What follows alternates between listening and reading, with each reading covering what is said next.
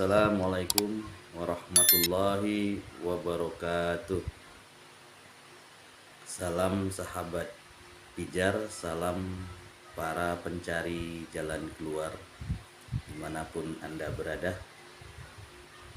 Semoga berbahagia, semoga tetap semangat menjalani hidup, tetap ingin mencari jalan keluar terhadap apa-apa saja yang kita hadapi, yang memungkinkan kita untuk menjadi pribadi-pribadi yang selalu yakin.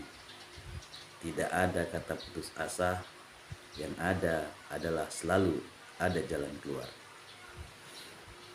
Sobat pijar yang berbahagia, pada saat ini kita sedang berada di akhir daripada bulan suci Ramadan 1444 Hijriah. Akhir-akhir Ramadan, disitulah biasanya orang baru sadar banyak masalah yang timbul. Bukan masalah di ibadahnya saja, tapi masalah-masalah yang selalu berulang setiap tahun, selalu terjadi setiap mendekati Lebaran, adalah keterbatasan biaya, keterbatasan persiapan untuk menghadapi Hari Raya Idul Fitri. Ada sahabat, ada teman kita yang setiap tahun selalu bercerita tentang hal ini.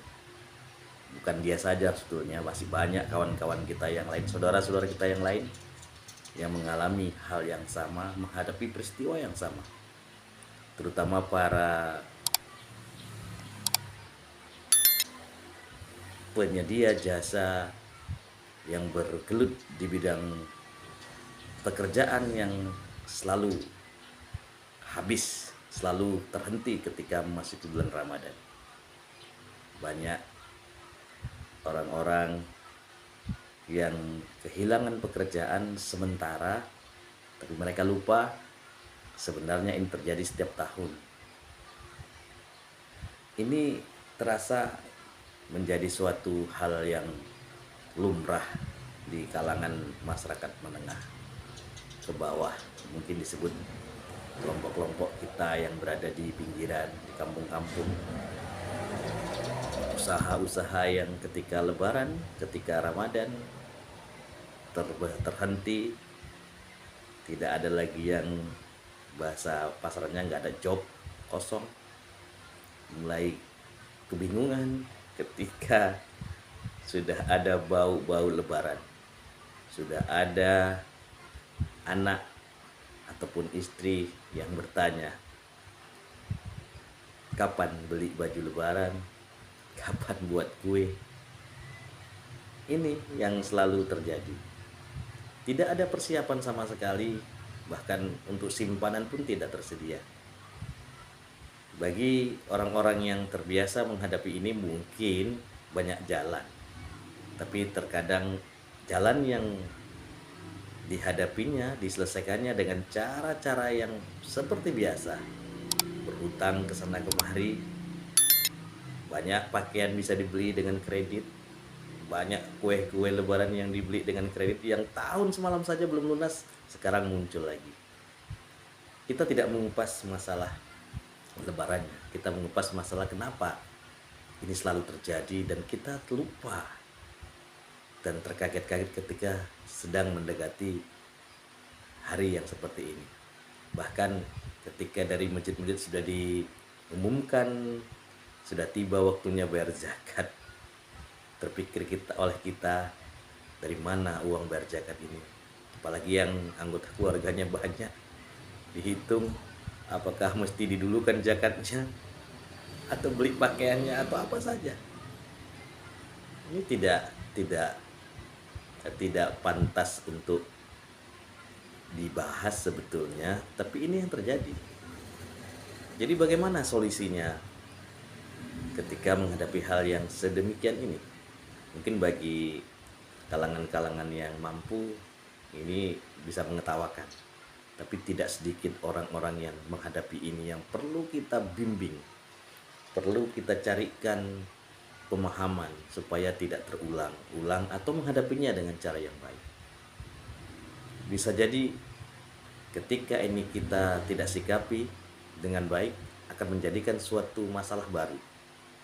Kadang ketika istri sudah tidak lagi yakin suaminya bisa memberikan harapan-harapan mereka, ketika juga anak barangkali juga sudah tidak lagi dijawab oleh orang tuanya kapan dibelikan baju baru dan lain-lainnya, maka bisa jadi mereka akan mencari jalannya sendiri.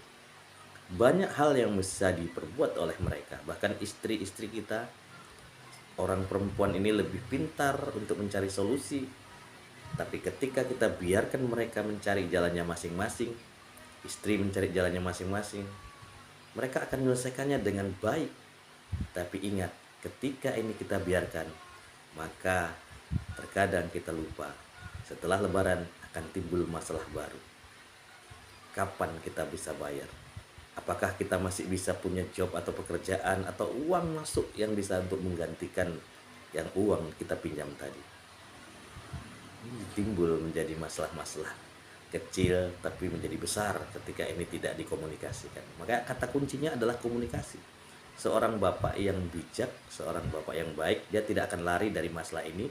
Dia akan sikapi ini dan mengakui ketidakmampuan itu, tapi dengan berkomunikasi dengan seluruh keluarganya.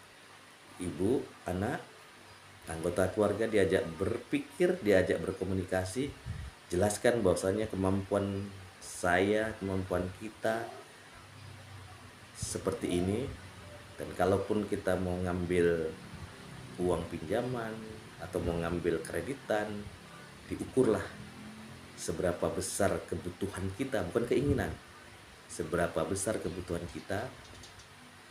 Dan insya Allah ketika ini sudah dimupakatkan, ini tidak akan menimbulkan kegaduhan ketika ke depan ada orang yang nagih datang. Tentu sudah kita ukur kemampuan kita berbayarnya.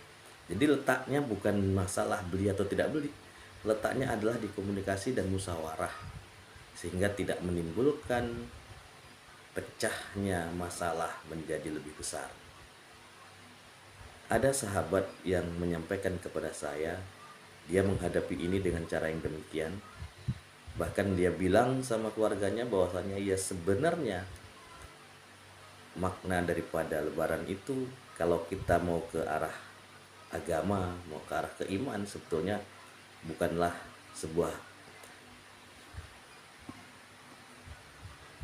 sesuatu yang harus kita besar-besarkan, kita mewah-mewahkan perayaannya.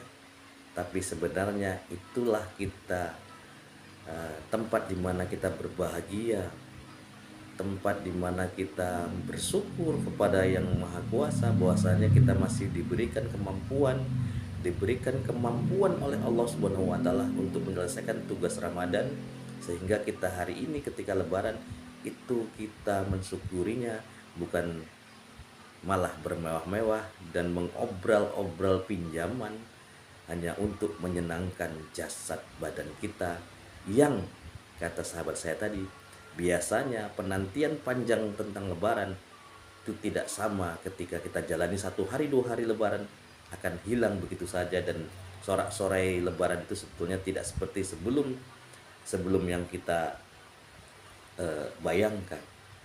1 hari 2 hari lebaran itu sebenarnya sudah cukup dan tidak perlu bermegah-megahan. Setelah itu orang akan kembali normal, seorang akan kembali menjalankan aktivitas sebagaimana biasanya dan melupakan hiruk pikuk baju baru dan kue-kue lebaran.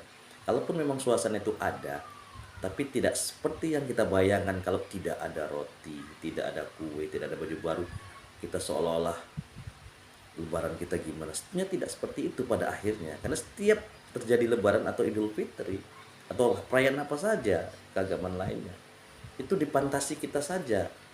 Tapi pada hari hanya kita menikmatinya 1 hari itu begitu cepat. Nanti sudah subuh, sebentar lagi sudah zuhur, sebentar lagi sudah asar, tadi pagi, sebentar lagi siang, Sebentar lagi udah sore dan malam dan berikutnya sudah beraktivitas. Jadi untuk apa kita terlalu memaksakan keinginan kita yang sebenarnya ketika nanti kita akan hadapi tidak seperti yang kita bayangkan. Bahkan sahabat saya itu memilih untuk mendamaikan hatinya, mendamaikan keluarganya, bersikap lebih lembut terhadap masalah ketika mereka menghadapi situasi yang seperti ini berulang-ulang. Sahabat saya itu mengatakan bahwasanya saya malah akan lebih mengedepankan soal kesederhanaan. Saya akan pahamkan tentang bagaimana inilah tempat kita bersyukur kita masih diberi kesehatan, masih diberi kelapangan umur sehingga kita bisa beribadah, sehingga kita pun masih sampai kepada masa lebaran. Dan alhamdulillah beliau menyampaikan kepada saya ketika rajin beribadah dia, ketika dia upayakan bisa bayar zakat tapi lalaikan dulu sebentar. Maksudnya bukan dilalaikan, artinya tidak mengoptimalkan kebutuhan tentang kue dan segala macamnya. Ternyata alhamdulillah dia malah dijadikan target sasaran oleh para amil zakat di masjid, menjadi sasaran menerima zakat. Dia menangis malam itu ketika dia menerima ada satu bungkus amplop, ada satu goni beras yang nilainya sebenarnya mampu mengobati kegalauan yang selama ini dinanti-nantikan oleh keluarganya. Alhamdulillah dia bersyukur, bersujud. Dia memberitahukan kepada saya bahwasanya dia pernah mendengar tentang cerita bagaimana menghadapi suatu kesulitan itu. Dia belajar dari lebah. Seekor lebah itu mendatangi kembang atau bunga, mengambil sarinya, tapi dia tidak merusak putiknya. Lebah mengambil madunya, tapi dia tidak merusak sarangnya. Di situ ada kelembutan yang dibuat oleh lebah. Dia mendamaikan hatinya, memperlembut gerakannya sehingga tidak menghancurkan sisi-sisi yang lain, sehingga serbuk sarinya itu malah bersimbiosis mutualisme, menjadikan penabur di atas putik sehingga putiknya akan menjadi kembang atau buah. Dan hasilnya berbuah manis. Indahnya bunga, indahnya kembang, ya. Kemudian buahnya yang kita lihat menjadi besar-besar dan menjadi matang dan masak, dan kita akhirnya akan menikmati itu tidak dengan merusak sarangnya. Artinya apa? Kalau kita analogikan dengan kehidupan kita, kita tidak merusak suasananya. Ketika ada masalah yang seperti ini kita hadapi, kita tidak merusak masalahnya dengan bertengkar atau beribut sama orang rumah atau marah sama anak yang meminta ini segala macam, tapi perlembut hati kita, lembutkan hati kita dan sadari ini bahwa ini adalah aturan yang diberikan Allah, takdir yang diberikan Allah, karena kita memang awalnya sudah berusaha keras tapi memang kita tidak mampu untuk memberikan simpanan yang lebih. Berlembutlah diri kita, sifat latifnya Allah masukkan ke dalam perbuatan kita sehingga diambilnya oleh sahabat kita ini. Dia tingkatkan ibadahnya, dia berkata, berkomunikasi yang baik kepada istrinya sehingga tidak merusak suasana. Dan akhirnya alhamdulillah dia tidak meminta tapi didatangi oleh petugas amil, diberikan rezeki yang insya Allah, dan alhamdulillah bisa menyenangkan suasana malam lebaran. Karena hakikat daripada pembagian zakat itu kepada para penerima zakatnya adalah memberikan keriangan di malam hari raya lebaran itu. Itu sesuai dengan pengalaman sahabat saya itu yang bisa nantinya kita ambil contoh daripada lebah yang tidak merusak sarangnya, dia hanya mengambil madunya. Lebah hanya mengambil madunya tapi tidak merusak sarangnya. Mudah-mudahan ini menjadi inspirasi, mudah-mudahan ini menjadi awal langkah kita untuk berlembut hati dalam segala hal, dalam menghadapi situasi yang mungkin crowded atau mungkin panik.